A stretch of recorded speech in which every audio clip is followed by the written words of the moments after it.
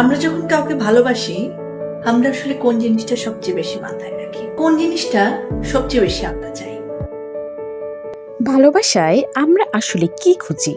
এমন একজন মানুষ যে আমাদের নিজের চেয়েও বেশি ভালোবাসবে, আগলে রাখবে আর আমাদের আবেগের মূল্য দিবে, তাই তো?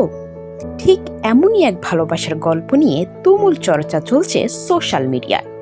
সব রকমের মান অভিমান আর ভুল বোঝাবুঝির অবসান ঘটিয়ে অবশেষে এক সপ্তাহ পর স্বামী খন্দকার মুশতাকের ঘরে ফিরেছেন জনপ্রিয় উপস্থাপিকা ও সংবাদকর্মী দীপ্তি চৌধুরী।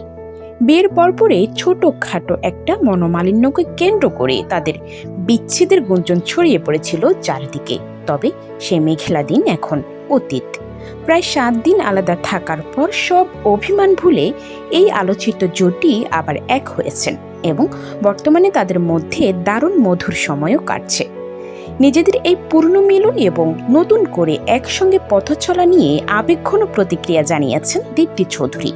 বিয়ের মুহূর্তে স্মৃতিচারণ করে তিনি এর আগেও বলেছিলেন, বিয়ের সময় মুশতাক আহমেদ তার জন্য যে চোখের জল ফেলেছিলেন তার বিনিময়ে তিনি সারা জীবন পাশে থাকবেন এবং তাকে কখনো ছেড়ে যাবেন না।